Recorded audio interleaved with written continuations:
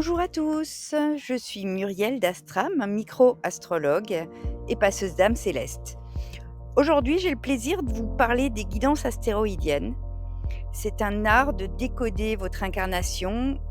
C'est à la croisée des étoiles, des ancêtres et du multivers. Alors, ma rencontre avec les astéroïdes a marqué un tournant majeur dans ma vie. C'était au cœur de ma nuit noire de l'âme. C'était un moment où tout semblait vraiment s'être effondré, où plus rien n'avait de sens. Et c'est là qu'un portail céleste s'est ouvert. Une rencontre d'âmes s'est présentée à moi, avec Élie Astro, et avec lui une initiation fulgurante. Pendant plusieurs mois, je l'ai accompagné dans la réalisation et dans la finalité de son tout premier ouvrage, Le langage de la microastrologie, qui a été publié en 2023. Et c'est lors de cette initiation, avec les astéroïdes, que ces messagers célestes ont commencé à me parler, à m'envoyer des messages qui m'ont permis de décrypter ce qui était encore caché dans ma propre trame d'incarnation. Depuis, l'aventure elle a continué. Il y a eu le tome 2 qui est sorti en 2024 et actuellement le tome 3 qui est en gestation. Alors lui, il verra le jour à l'automne prochain. Alors ce que je propose à travers les guidances astéroïdiennes et que j'ai envie de vous partager ici sur YouTube, c'est une lecture profonde de l'âme. Une exploration qui passe par le thème natal, bien sûr, mais aussi par les astéroïdes, l'arbre généalogique, les influences subtiles du multivers et surtout mon intuition. Alors c'est un chemin de reconnaissance intérieure où chaque fragment céleste va raconter une part de vous, où chaque activation va devenir un rappel d'âme en fait. Les guidances sont pour moi un chant d'âme en résonance avec les astéroïdes. Elles murmurent des vérités que l'âme va reconnaître avant même que votre esprit le comprenne ou l'ait compris. Alors je propose également des lectures oraculaires, des formations initiatiques, où chaque astéroïde devient un guide, un allié vibratoire. Chaque carte tirée est une clé vers votre vérité intérieure. Et l'étude des contrats d'âme en lien avec vos ancêtres va révéler peu à peu les accords invisibles qui tissent votre lignée. Tout ce à quoi je fais face s'efface. Tout ce à quoi je résiste persiste. Ou tout ce que je fuis me poursuit. Étudier nos fragments d'âme à travers les astéroïdes, en fait, c'est comme faire de la microchirurgie énergétique. Là où l'astrologie classique agit comme une chirurgie générale, la microastrologie, elle va aller opérer au cœur du détail sacré, dans les interstices de notre être. C'est une forme d'orfèvrerie céleste, une joaillerie de l'âme. Chaque fragment retrouvé, chaque astéroïde intégré en conscience, va venir en fait réunifier une partie de vous. Alors j'aime dire que c'est comme une reconstruction de notre mosaïque intérieure. Réassembler notre puzzle d'incarnation pour avancer en fait vers notre unification, l'unification de notre être.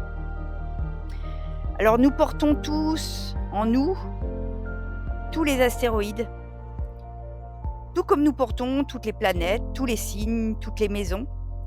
Ce sont des fragments de notre être, des morceaux subtils de notre puzzle intérieur. Chaque astéroïde va occuper une place spécifique en nous. Et selon son positionnement dans notre ciel natal, il va entrer en résonance avec nos expériences, nos mémoires, notre chemin d'âme. Les interactions entre eux, les aspects qu'ils vont nous révéler, c'est des instructions intérieures, où ils vont nous montrer aussi des schémas de répétition, des leçons à intégrer, des opportunités de transformation. En fait, l'astram, aujourd'hui, c'est pour moi une véritable boussole de l'âme. Elle nous aide à comprendre nos contrats d'âme, elle nous aide à libérer nos blocages transgénérationnels ou karmiques. Elle nous permet de retrouver une harmonie profonde avec notre essence profonde. Alors je ne vais pas vous parler d'astronomie, mais bien des astéroïdes tels qu'ils me sont apparus. Non pas comme des simples cailloux célestes, mais comme de véritables messagers vibratoires, porteurs d'un langage sacré. Alors oui, ce sont des planètes mineures, mais en vérité, ils ne sont pas si mineurs que ça. Parce que chaque astéroïde incarne une fréquence vibratoire, un archétype, une mémoire collective, un mythe vivant, un morceau d'ADN quantique. En fait, c'est un infiniment petit qui peut résonner immensément fort et avoir des répercussions majeures dans notre vie. Alors, je vais vous parler un peu aussi d'astropsychogénéalogie. Quelques phrases clés pour ouvrir cette réflexion. Tout ce qui ne remonte pas à la conscience revient sous forme de destin, disait Carl Gustav Jung. Celui qui ne connaît pas son histoire a tendance à la répéter. Bert Hellinger. Nous sommes moins libres que nous le croyons. Anne Ancelin Schutzenberger. Tout le monde devrait connaître son arbre généalogique. La famille, c'est notre coffre au trésor ou notre piège mortel. Alejandro Jodorowsky. Ce qui se tait à la première génération, la deuxième le porte dans son corps. Françoise Dolto. Et on pourrait continuer ainsi encore longtemps. Car oui, ce qui n'a pas été exprimé dans une famille, les secrets, les injustices, les exclusions, les hontes, les abus, les spoliations, les deuils, les souffrances, mais tout cela, ça reste endormi dans notre système comme une mémoire vivante. Et ça attend en fait, sans relâche, d'être vu, reconnu, entendu et réconcilié. Et c'est alors que nous vivons inconsciemment pour eux, comme eux, jusqu'à ce qu'un être de la lignée se réveille. Quelqu'un qui, avec beaucoup d'amour et avec une reconnaissance sacrée, vient réconcilier cette histoire dans sa famille d'âme. Et là, le passé va s'apaiser, le présent se libère et le futur peut enfin respirer. Alors évidemment, on peut se poser la question, mais quel est notre véritable but d'incarnation ? Quel rôle jouons-nous auprès des autres ? À quoi servons-nous au fond dans la trame collective ? Les astéroïdes m'ont permis d'ouvrir une trame d'incarnation et d'y plonger. D'explorer en conscience, fragment après fragment, depuis 3 ans maintenant. Pouvons-nous vivre sur différents plans ? Existe-t-il différentes lignes du temps ? Faut-il regarder au-delà de l'illusion de notre réalité ? Avons-nous des allégeances, des contrats d'âme, des loyautés invisibles, des obligations oubliées ? Et si notre thème natal, finalement, c'était notre véritable GPS intérieur pour mieux comprendre et vivre notre incarnation ?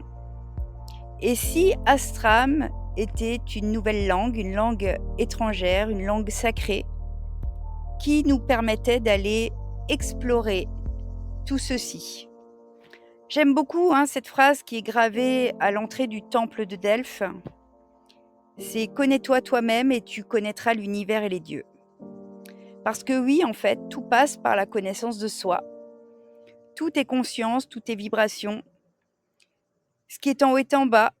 Ce qui passe dans le macrocosme, les planètes, les cycles, se reflète dans notre microcosme. Le corps, la cellule, l'âme. Alors, si mes analyses astrales, mes guidances astéroïdiennes, mes divagations célestes ou le fait de voyager dans nos mythes en compagnie des astéroïdes te parlent, je t'invite en fait à t'abonner à ma chaîne pour découvrir comment voyager avec eux, pour mieux te connaître toi-même. Alors à très bientôt sous les étoiles.